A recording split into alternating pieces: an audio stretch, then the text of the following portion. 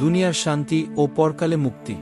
উম্মুল মুমিনিন হযরত আয়েশা রা থেকে বর্ণিত হাদিসে হযরত রাসূলুল্লাহ সাল্লাল্লাহু আলাইহি ওয়াসাল্লাম বলেছেন, কোরআনে কারিমে দক্ষ ও পণ্ডিত ব্যক্তিবর্গ সম্মানিত পুণ্যবান ফেরেশতাদের সঙ্গে থাকবে।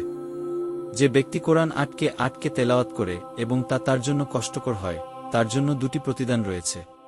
সহিহ বুখারী 4937। দুই প্রতিদানের প্রথমটি হল কোরআন তেলাওয়াতের, দ্বিতীয়টি পাঠকারীর কষ্টে। কোরআন তেলাওয়াত অত্যন্ত ফজিলত ও মর্যাদাবান আমল। এ আমলের প্রতিদান সম্পর্কে অসংখ্য হাদিস বর্ণিত হয়েছে। হযরত আবু মুসা আল আশারী রা থেকে বর্ণিত অন্য হাদিসে হযরত রাসূলুল্লাহ বলেছেন, যে মুমিন কোরআন তেলাওয়াত করে তার দৃষ্টান্ত কমলালেবুর মতো, যা সুস্বাদু ও সুঘ্রাণযুক্ত। আর যে মুমিন কোরআন তেলাওয়াত করে না, তার দৃষ্টান্ত খেজুরের মতো, যার কোনো ঘ্রাণ নেই কিন্তু তার স্বাদ মিষ্টি। সহিহ বুখারী 5427। কোরআন মাজিদ শুধু সঠিক পথের সন্ধান তথা হেদায়েত ও রহমতেই সীমাবদ্ধ নয়, কোরআনের আমল মানুষকে দুনিয়ার শান্তি ও পরকালের মুক্তি দিতে সক্ষম। দুনিয়ার অন্ধকারকে আলোকিত করে দিতে পারে।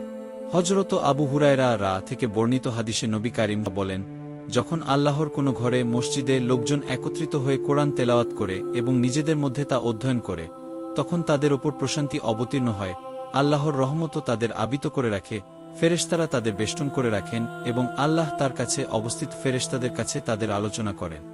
সহিহ মুসলিম 2699।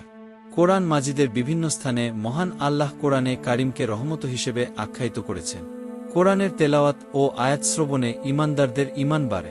এ প্রসঙ্গে ইরশাদ হয়েছে, নিশ্চয়ই মুমিনরা এরূপ হয় যে যখন তাদের সামনে আল্লাহকে স্মরণ করা হয়, তখন তাদের অন্তরসমূহ ভীত হয়ে পড়ে, আর যখন তাদের সামনে তার আয়াতসমূহ পাঠ করা হয়, তখন ওই আয়াতসমূহ তাদের ঈমানকে আরও বাড়িয়ে দেয়, আর তারা নিজেদের প্রতিপালকের ওপর নির্ভর করে।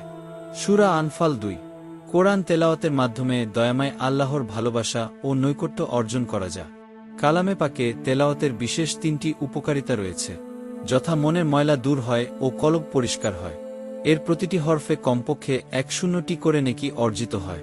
অর্থ না বুঝে পড়লেও নেকি হয়, অর্থ বুঝে পড়লে নেকির পরিমাণ বহুগুণ বৃদ্ধি হয়। কোরআন অধ্যয়ন, গবেষণা ও তেলাওয়াত দুটি স্বতন্ত্র ইবাদত এবং একটি অন্যটির পরিপূরক। কোরআন তেলাওয়াত ও অধ্যয়ন শারীরিক ও মানসিক রোগমুক্তির অন্যতম উপায়। যারা কোরআন তেলাওয়াত, অধ্যয়ন ও অনুশীলন থেকে বঞ্চিত থাকবে, তাদের সম্পর্কে হাদিস শরীফে উল্লেখ আছে, যার অন্তরে কোরআন নেই সে যেন পরিত্যক্ত বাড়ি। সুনানে তিরমিজি।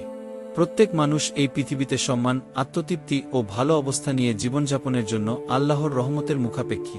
এই পৃথিবী ত্যাগের পর কবরের জিন্দেগিতেও মানুষ আযাব থেকে রক্ষা এবং আরামদায়ক ঘুমের জন্য আল্লাহর রহমতের মুখাপেক্ষী। কবরের জীবনের পর কিয়ামতের দিন জাহান্নাম থেকে মুক্তি এবং জান্নাত প্রাপ্তির জন্য প্রত্যেক মানুষ আল্লাহর রহমতের মুখাপেক্ষী। পৃথিবী, কবর, পরকাল, এই 3টি স্থানে আমরা সম্মানজনক জীবনযাপনের জন্য আল্লাহর রহমতের মুখাপেক্ষী। মহান আল্লাহর রহমত কোরআন মাজিদ দ্বারা হাসিল করা সম্ভব। রমজান প্রতি বছর এই বার্তা নিয়ে আমাদের মধ্যে আগমন করে। সুতরাং রমজান মাসে কোরআন মাজিদ কিভাবে পৃথিবী, কবর এবং পরকালের রহমত হিসেবে পাওয়া যায়, সেই চেষ্টা করতে হবে সর্বাত্মক।